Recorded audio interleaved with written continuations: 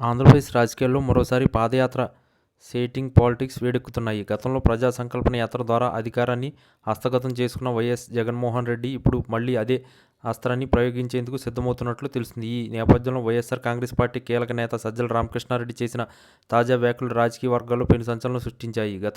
జగన్ త్వరలోనే జనంలోకి రాబోతున్నారని, అందుకు సంబంధించిన రూట్ మ్యాప్ ఇప్పటికే సిద్ధమవుతుందని సజ్జలు ఇచ్చిన సంకేతాలు వైసీపీ శ్రేణుల్లో కొత్త ఉత్సాహాన్ని నింపాయి. ఈ నిర్ణయం అధికార పక్షంలో ఒక రకమైన ఆందోళనను మొదలుపెట్టిందని రాజకీయ విశ్లేషకులు భావిస్తున్నారు.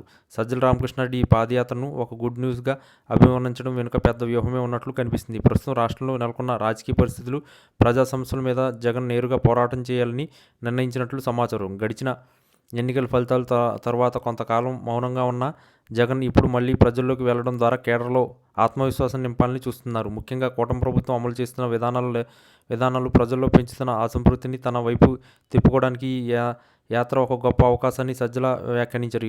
ఈ వార్త బయటకు వచ్చినప్పటి నుండి సోషల్ మీడియాలో మరింత క్షేత్రస్థాయిలో వైసీపీ కార్యకర్తలు పండగ చేసుకుంటున్నారు.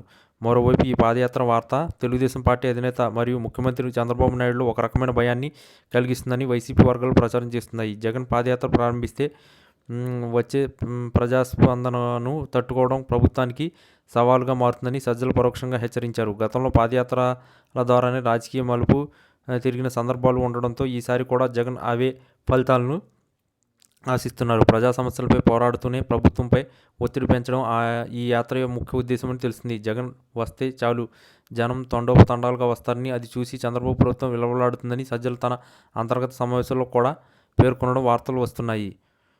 చంద్రబాబు నాయుడు పాలనపై ఇప్పుడు ఎక్కడా లేని విమర్శలు వస్తున్నాయని, నిరుద్యోగులు మరియు రైతులు అసంతృప్తితో ఉన్నారని, ఈ సమయంలో జగన్ వారి వద్దకు వెళ్లే పరిస్థితి పూర్తిగా మారిపోతుందని వైసీపీ అంచనా వేస్తుంది. అధికారంలో ఉన్నప్పుడు చేసిన సంక్షేమ పథకాలను గుర్తు చేస్తూనే ప్రస్తుత ప్రభుత్వం చేసిన తప్పులను ఎండగట్టడానికి ఈ పాదయాత్ర వేదిక కానుంది.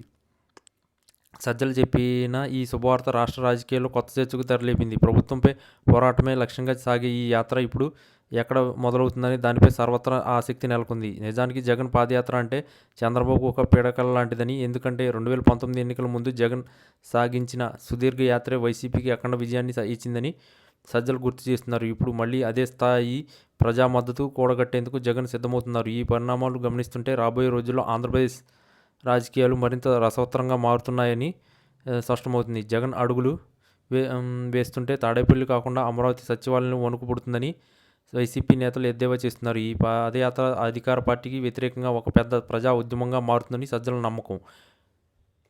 ఈ వీడియో కనుక మీకు నచ్చినట్లయితే please like, share and subscribe channel. మరిన్ని వీడియోస్ కోసం మా ఛానల్ని సబ్స్క్రైబ్ చేయడం మాత్రం మర్చిపోకండి.